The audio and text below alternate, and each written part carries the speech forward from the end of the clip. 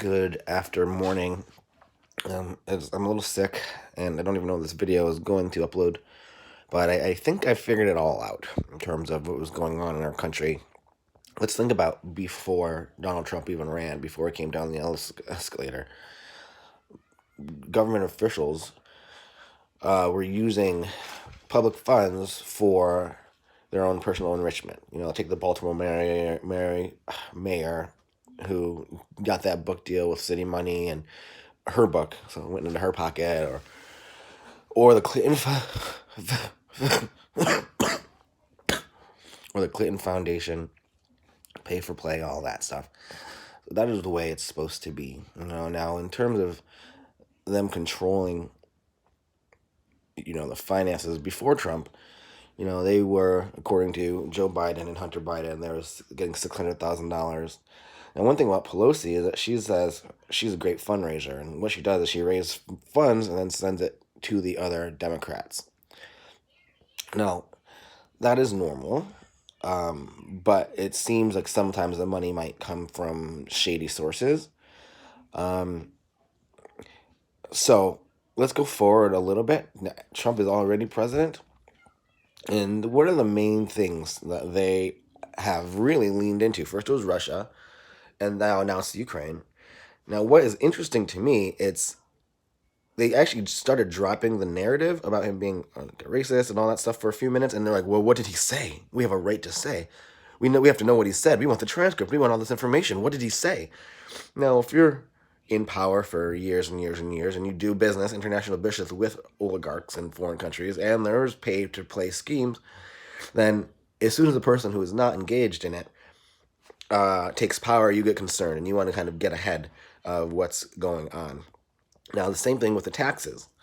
For example, Epstein got kicked out of Mar-a-Lago, but he was also engaged in lots of different parties and whatnot. So I don't think that anyone knows really anything about Trump, but if they have his taxes, then they can, again, try to discover where he is vulnerable. And I don't think it's vulnerable in the sense that they are trying to get him. I think they more just want to find some way to control him. Now, let's talk Epstein again real quick. So let's not start at the very beginning. We'll start kind of just in the position where a person's already been compromised. I don't care what level of government or business or anything I'm going to say, but let's just say there is a person who's already pedophilia or like, just say that, okay? Let's just say that. Now, it's been reported that there were cameras in all these rooms, right?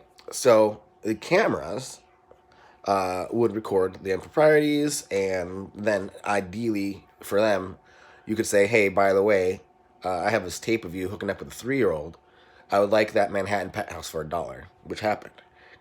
I was originally thinking about the idea of control, but I'm like, wait a second. He has an island and a boat and a mansion and a plane. He has all these things. Why? And he's also tied with the CIA, Central Intelligence Organization, agency, in order to put controls on people, so that if someone says, "Oh, we're going to allocate this money to this group," now what they could do, and this the royal what they could do is say, "Hey, you know what? We want that contract. You don't have to worry about anything, but we want this contract." "Oh, you promised to somebody else? Well, okay, we promised that we'd keep your secrets. So let's just work together." And then, bam. Now, let's take it another step further. Let's say you are a staffer or a PA or a roadie or even just a random person off Craigslist, and you get paid in order to watch these videos. Now, think about this. This is the sneakiest thing. So you're paying these people to watch these nasty videos. Now there's a camera watching you watch porn, kiddie porn. So now, not only do they get 2 people locked down, well, now they have 2 people, because they have somebody say is like, and he can say, "Well, you showed me, or you can ask me to look at this," and they can simply say, "Well, we have this. I'm sorry, that's the way it goes." And now, if we need to call on you for something, just know that we just have some information, that maybe your family would want to hear. So this all leads into the biggest thing, which was and I've thought about this before. It's what politicians want to do is they want to get in between the money and then the government. So it's like, again, the Baltimore mayor, But on the other point is, not only do they want to get in between your money so they can use it for their own enrichment, they also want to create monies. So we're talking about climate change, climate. They're talking about a climate, the Paris Climate Agreement. Everyone sign in, and then if you sign in, then you kick it down the road. And you're like, hey, you know what? You've used too much. We're gonna fine you, and then it becomes ubiquitous. And then the Green New Deal. It's like, then now there's a whole entire cash system that is generally created. Now that would go, and then I know it's not set up yet, or I don't think it's going to be set up. Thank gosh. But so what it is there is a great web of bribery and power and acquiescence to the horrible things, because there's not the other thing that we find is that these people in power, and that for the most part politicians, for the most part musicians, they feel they are above little people. They are above others, and they actually are catered to that. Like, they are always taken care of. They don't, like, I knew one actress, she's like, oh no, I don't, I'm given clothes to wear. So they're already locked in kind of this